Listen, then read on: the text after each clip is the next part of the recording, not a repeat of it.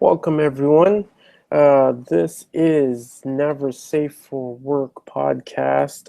The date is July 21st. We're coming to you on a Tuesday, not a regular Wednesday. Sorry, my fault. It's my fault. That's okay. We've been off for a little while due to summer.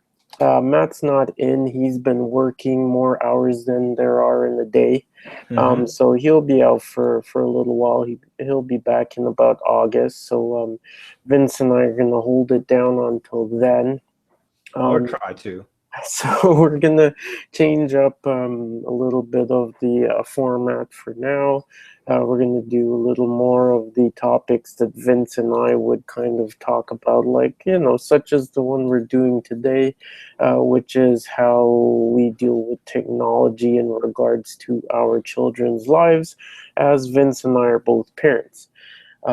So to start off, if you want to get in contact with us, you can reach us by email at info@neversafeforwork.com. Matthew's Twitter is MTWB, short and easy. Vince is VWHUI, and mine is Ricky_Williams1. If you're joining us for the first time, I am Ricky Williams, joined by my co-host. Yep, Vince Hui. Okay, so we're going to change up the format a little bit. I just wanted to give a shout out to two things that I'm really enjoying right now, and they both stemmed from the Life Hacker website. So big props to them. Life Hacker, if you look up, they've got a ton of tutorials and stuff. But in their night, I believe it's a night course series, they deal with a whole bunch of stuff. The ones that I got into was the coding, which I've always loved coding, so that interested me. And so I've been doing a bit of JavaScript and looking at the different languages and stuff. Also, they have a starting Linux night course also, which, I know Windows, I know Mac, so I was like, yeah, I gotta learn that Linux stuff. So Um, how do those courses work? Is it just like kind of just do them like it's like watching YouTube yeah, videos or? I mean, it depends, right? Like with the coding one, they do a video.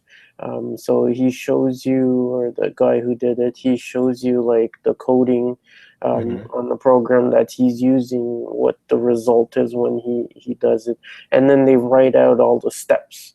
Mhm. So you follow along with the video, and then they drop links in there to go further. So with resources like Code Academy and other online tutorials and online books and stuff like that. Whereas the Linux one is more screenshots and resources online, and it's mostly text based. There's no Okay. real video to follow. So That's a I think it, surprise. That's a yeah. surprise Well, given it's I mean, Linux. I mean, I mean, yeah, Linux is all text based, so. So yeah, definitely wanted to give them props for that. I enjoyed it, and I think the site's definitely worth looking at. So lifehacker.com. Hmm. All right. So that's your I like how Ricky's always living the entertainment balling lifestyle of the Fast and Furious. So, the time he gets to plug something, it's more academic. And of course, I'm in the academic circles, so I'm gonna plug something that's Fast and Furious. So anyone knows that I am a fan of Batman. And like a month ago or so, Batman Arkham Knight came out. And I'll tell you right now, like all the other Batman games I played, I liked. But I didn't do I was one of those obsessive guys that tried to get like 99 or 100% complete. You know what I mean? Like Yeah, I feel you. those are for like obsessive I people, right? always try to do But that this too. you do? You do? Oh, okay, you're crazy. Um, I don't have the patience. Like I don't need to get the 250 kills. I don't need to like play the game where I don't get hit or something like that. That doesn't mean anything to me.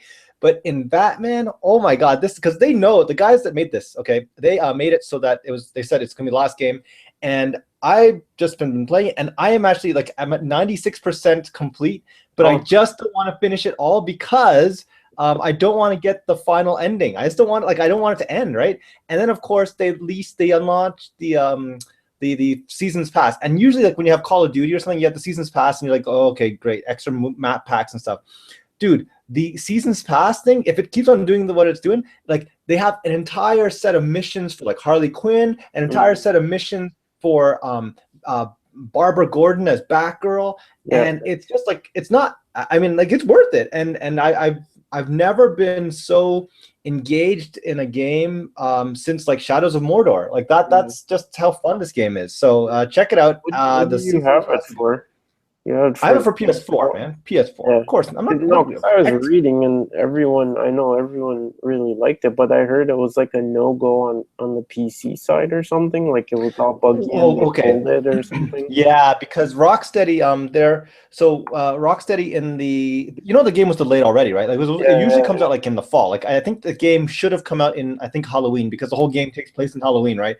But as you know, it came out in June, and everyone was all kind of questioning why they had to delay it. Was the game going to suck and all that? And the priority was to acquiesce to the demands of Xbox and Sony, right? To yeah, basically say, okay, here is your game. And they kind of cut corners to make the console thing work. And then the PC version came out, and it was like, oh, it's buggy as hell. It was like, Assassin's Creed level of bugginess, right? And I can understand that because the game's huge, man. Like, there's no way, like, if they had no QA people on the PC side of things, then I mean, a lot of people think it's just a port, right? Like, you make yeah. it for one console, just like copy the code. It doesn't work that way, man. Oh And no. yeah, you and I both know that. And I'm not even a computer guy. But from the computing standpoint, yeah, Arkham kind of had to get the whole recall. So it's crappy on the computer, but on the consoles, man, if I can sneak it in every so often, like with my kid, that's the way to go, man. Yeah, that's what I've been hearing too. All right, so let's jump right in. So this week, like I said earlier, Vince and I are going to talk about how we deal with technology in our children's lives. So sort of, what do we allow them to play with? Do we have a time limit? Do we allow them at all? And this came to mind for me because I saw there was, this study I know, I think it came out of Australia, because in Australia they have guidelines where they say, children under 18 should only be allowed like 1 hour. Well, is that like compressed air going off or something? Oh, yeah, I don't know. Sorry, man. Yeah, so in Australia, they have like some crazy stuff like, oh, under 18, you should only have 1 hour of screen time, and that's basically PC, tablet, or smartphone. And children under, like, I think they said 5 shouldn't have any time at all. And then, so a new study came out saying that, children who have been allowed to use like an iPad or an iPhone have been just their dexterity is a lot better, their hand-eye coordination, they tend to learn things a lot faster. And of course, there's opposition and opponents who say that, the researchers were basically just looking at the brain patterns. And so even though an area of the brain is stimulated, it doesn't necessarily mean that the child is being engaged or whatever. Mhm. And that just sort of got me thinking, like both of us are parents. We're both kind of, um, pretty versed in like devices and Yeah. technology and stuff. So yeah, so if you want to just talk about how you deal with it, and I'll talk about how I Well, deal with it. Well, I was actually going to say, like, maybe we should establish our ground, because we might be on the same page, or we might be at total opposite ends of this thing. Where do you sit on technology and your kid? Because, for example, even though I'm guilty of letting my kid, like, my kid found my iPhone and my iPad like the second she could like get out of her crib, right? And she's been enthralled in it since. But as an academic, I am kind of against this kind of premature usage of it. Not because I think that, like, using technology is bad, quite the contrary. But they've actually been shown to, like, a couple of studies have been done where, and this is like academic studies, not like, kind of pushing a certain agenda, but they've shown that as kids delve that are raised more and more on these portable devices, ubiquitous computing devices, it's been shown that they have less social engagement, and that's a huge thing. And I'm worried about, I'm not saying like the Revenge of the Nerds thing, but straight up, like they lack certain social dimensions like empathy, or like things that, I'm not saying like Sheldon from like Big Bang Theory level of kind of like, autism or something, but these guys really do not have a certain levels of engagement, and I don't want to have my kid do that. And the other thing is that a lot of people say, oh, look, Billy, he's like 2 years old and he can like unlock the phone and he can do all this stuff. Well, again, I was listening to another podcast that deals with design, like, industrial design, and they were interviewing the guy that invented the mouse. Okay. The actual, like, your typical mouse, right? And prior to that, like, this whole thing with Apple, he set it all up, and sorry, with the computers, and he set it all up. And he was describing that, and he was talking to other scientists about this.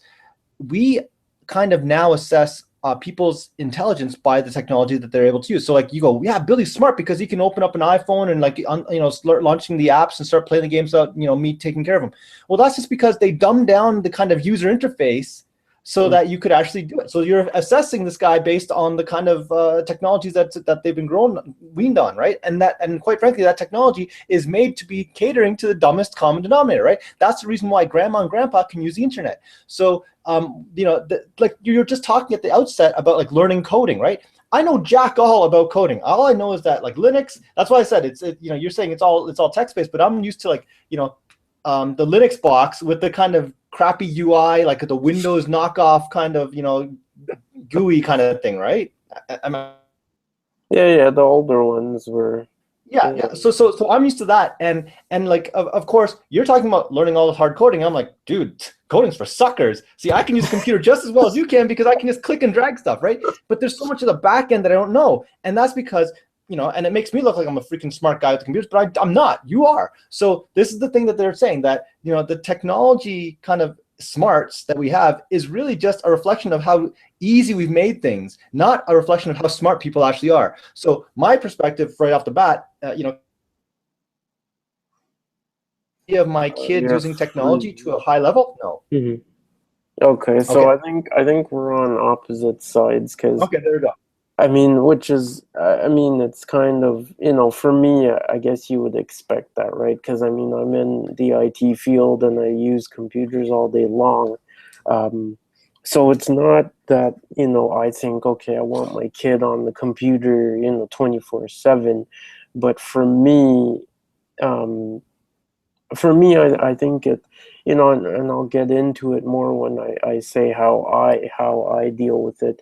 But it's a thing where I like to see him figuring stuff out. It's not where I stick it in his hands and I walk away and go do my stuff because now he's occupied. Anytime he uses my iPad, or my wife's iPhone, usually we're either both there with him or I'm there with him. And it's just like, for instance, we have a phonics game on my iPad, and he's a year and a half, and he already, like, he will sit there and he knows for this particular game, the way they do it is they have, stuff of that letter. So for instance, A, they have a bunch of ants around the letter A, and you flick the ants and ant and it flies away, and it says the letter or the sound of the letter. So each ant you flick, it says ah, ah, ah, and when you finish it says, A is says ah, ah for ant or whatever. And I'm there with him, and when we began, I showed him, okay, you have to flick each one, and he slowly got it. And now, he flicks them all, and I sing, the song with him when he finishes. And, I say, oh, you did it. And it says, oh, you did it. That's great. And he claps and he's happy. But apart from that, it's not like he just treats it as a game, because now he does sing the song and he does say, ah, and, and he'll say the different words and stuff. And so it's sort of teaching him that stuff, right? But I think more than that, for me, it's more of, I think you can use anything in a good way or a bad way. And so, if you stick the kid with the thing and you go away and do your shopping or banking or whatever because it keeps them quiet, they're not learning anything, and you're not there with them, encouraging them, teaching them.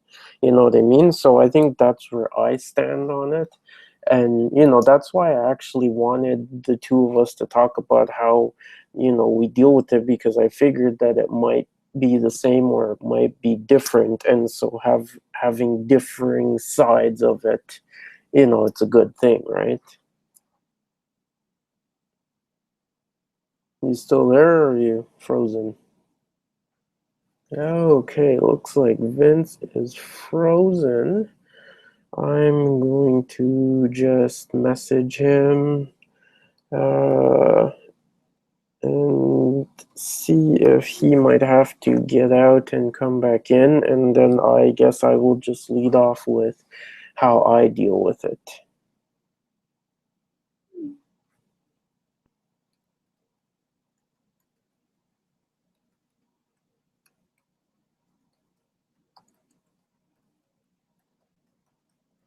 Okay, so Vince is did become disconnected, so he's going to restart his system and join us when he can. Sorry, Okay, sorry, Vince is back. sorry. Technology. See, there we go. And that is why. See, the technology gods were just pissed off with me because I said no, stay away from my kid. Um, So sorry, we where were. did you I, drop yeah, out? I just dropped off when you're talking about the alphabet kind of app that your kid was using. Oh, okay, yeah. So no, I was just saying, like, I think there's a good way and a bad way that you can use anything. And there's a difference between sticking it in your kid's hand because it keeps them quiet, for me, I think, and sitting there with them, and whether playing with them, reading to them, teaching them something.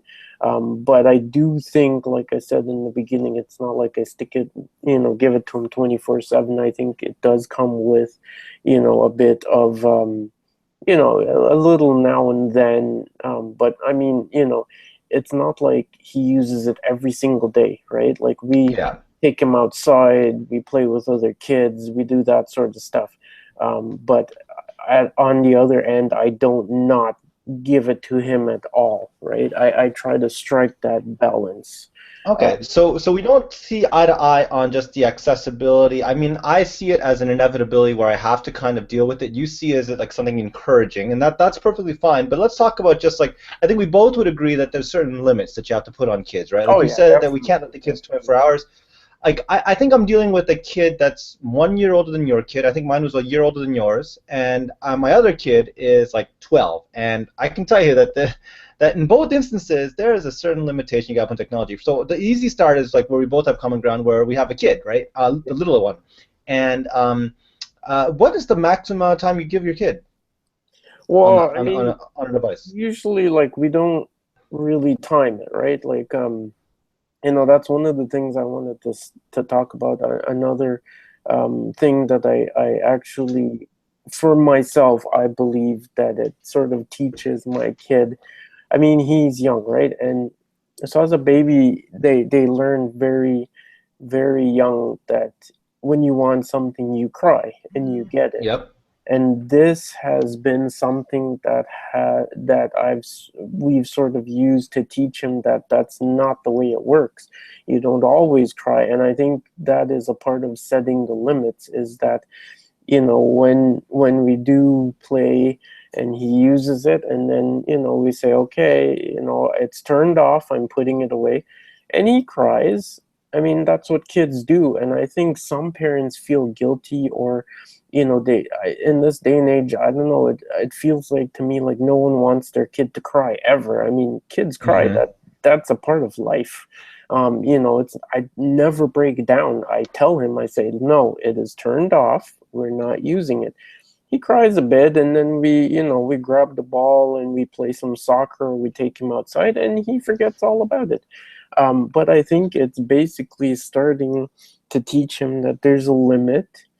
And also, it's not just, okay, I want it, I cry, and you're going to give it to me. But, as to your original question, we don't really have a time. Mm. It just, you know, it's sort of like, for instance, we'll sit down and we'll play the game that I was talking about, and he will get bored of it and he will go back to the home screen and he may pick another game, Mr. Potato Head or something, and Hmm. we'll play that, or we'll go into Dr. Zeus, we'll read a book, and at a Like, oh certain wait, on the iPad or a real book?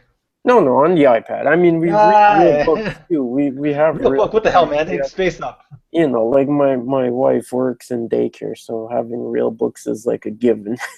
But at some point, it's like, you know, let's say, maybe 15 minutes, half an hour, but there's no definite, like sometimes it will be a little longer, sometimes it'll be a little shorter. Hmm. But when the time comes, I'll turn it off. And, like I said, he'll cry, and I will say, no, it's off. I show him the screen. I say, it's off. We're going to go and eat, or we're going to go and play soccer. Hmm. But it's the same thing with my computer. He sees me take my computer out and he gets really excited and he runs over to me and he sits on the couch and he watches what I'm doing. And I would never scold him or say no, or whatever, because as a child, I want him to be interested in these things and want to learn stuff, and he doesn't start mashing all my buttons. He understands because I tell him, I say, no, don't touch that. He sits there, he watches me, and he laughs, and so sometimes I open up a Word document and I sit him in my lap and I let him type for 5 minutes, and Hmm. then it's the same thing. I turn it off and I say, he'll cry, and I say, no, the screen's off, it's off now, and I put it away in my bag and we go and do something else. See, my call is that again, I have no problem with kids using the devices. I just think that there should be selective amounts of exposure. Maybe it's not time, but I also think that there has to be selective usage. See, I'm notorious for like, for example, as you know, I live in a different city than Toronto. And I want to make sure that my kid sees her grandparents, right? And since my parents can't, like they're getting older, they can't drive in and out. Like, I mean, you're probably your in-laws or your parents live really close by or something. Like, for me, it's like 2 hours to get them back and forth. So, they would much rather see mom, grandma, and grandpa on FaceTime, and it's really good. So she understands the iPad as like this device to communicate. She knows that, oh, my phone beeps, oh, that's mom calling, or that, like, so she understands that, and so she sees these technologies, and the exposure is very much about a specific function. So, like, whenever we have books, we don't read books on the iPad, not because I'm cheap, not because I can't download stuff, but because there's this kind of tangibility where we go, that's a book, this is technology. Since she doesn't, like, I don't care if she throws around this cardboard book, like, those cardboard books, like, they get eaten, they get blown up, whatever. They're like, they can last the Holocaust, or sorry, a nuclear, like, Holocaust. But a tablet, I don't want my kid tossing my phone or my tablets. So she understands it to certain reasons. Like, you don't throw the phone because that's where mommy is. You don't throw the iPad because that's where your grandma and grandpa who give you money are, right? So she understands that. But the thing is, moving forward though, you and I both know, and I can tell you right now, just brace yourself. You know, kids with technology, like, I'm really surprised that, like I told you, my older kid, she was like, oh yeah, Dad, because she always has to clear every single purchase of an app with me. It's because I keep the password, right? So she was like, yeah, Dad, I want to get Snapchat, and I was like, what the hell? No 11-year-old Yeah, kid, no 11-year-old yeah, kid, especially mine, especially a girl, needs Snapchat. Like, that is stupid, right? yeah, Um, and she was like, no, no, everyone else does it. And I'm like, no, no, no, everyone else can be slutty or stupid, but they're not gonna, not my kid, right? yeah. So I think that we we got to really find a way to control this. And the other thing is, like, it's pervasive. My In my house, my kid, she has an iPhone and she has an iPhone and she has an iPad, right? So short, like, this has actually come across, like, she goes to her room, like, in the old days when we got sent to our room, we would, like, that's bad because you got sent to your room, right? Now it's like she gets sent to her room, she's like, yeah, right, I get to, like, Minecraft and, like, text my friends all day. This is cool. So I'm thinking now that the punishment would be, yeah, you get your ass into your Take it room, away. read a book, and I'm gonna unplug the internet. because I'm just gonna go and work off my wireless plan for Yeah. like the next 2 hours. That's no problem for me, right? I'll tether my phone to my done, send those messages out. Yeah. But she's screwed, right? So Yeah. that's what I have to do now, man. Cut him at the Well, source. see, that's what I'm saying. Like for me, I mean, I don't know, if for us it's because we were raised with technology, so we're more, understanding of it. But, for me, I think, as I said, the same thing with it being a lesson for my son that it's not you cry, you get everything you want. It's the same thing, where you said your daughter said, well, everyone has it, right? So that is a perfect way for you to say, well, it's not that when everyone's doing something or everyone has something that you have to do that too. You know what I Yeah. mean? It's the old, if everyone jumped off the bridge, would you jump off the bridge too, right?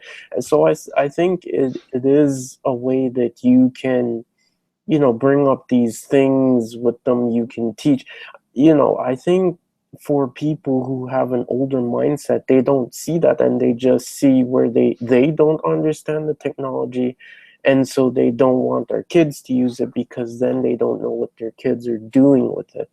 um Yeah, but and see, that's the thing. I think that as we move forward, I think we're just going to have better surveillance. This is the beautiful thing about it. Like, it might seem that we're fighting a losing battle, Rick, because your kid and my daughters, they're all going to be like, I don't know, sexual predators out there, bad people hanging out with gangs or whatever, right? I'm thinking that the technology is going to be catching up real fast because with the Internet of Things being what it is, I can there was one point where I actually wanted to know where my daughter was, and what just happened to be like, did she go to her friend's place or did she go to her grandmother's place? Because I didn't know which where to pick her up. So I did the Find My iPad thing, bing, pinged her, and I was like, oh, she's in this village. I'm gonna go and pick her up at her grandma's. And you see, that's the beautiful thing now because we're gonna have the technology. Even though those kids might be really smart and quite frankly, we're gonna be old and Breaking up. we're gonna be dated at some point, and they're gonna be much better technology. But we're always gonna have the upper hand because we control the credit cards, we control the internet access, and we also control where they are. Like we can actually pinpoint them. This is the beautiful thing. Now that we can kind of hunt them down, technology is getting really good where we can I can auto shut down or auto find you. This is beautiful. This is where the monitoring comes into place. So I'm okay with technology so long as I can keep control. Yeah, I definitely think that that's the way. So yeah, we're gonna stop right here this week. We're trying to keep our podcast at about half an hour. You know, give you guys a chance to have us in manageable chunks. Hmm. So with the new format in Vince and I, we haven't come up with a ton of topics, so we don't know what we will be talking about next week, as we usually do. But be sure it's going to be something fun. I've already thought, since Vince and I love comics, there's the new comic which came out recently.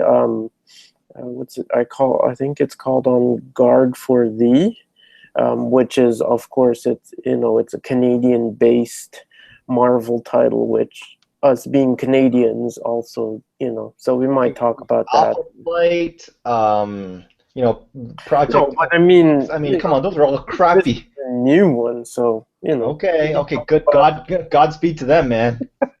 we can talk about the stereotypes that we see and what we think about it and so on. So we might do that, or we might come up with something else. You guys will just have to wait and see. So from Ricky Williams and Vincent Hui See saying, ya. see you guys later. Take Take it easy. care.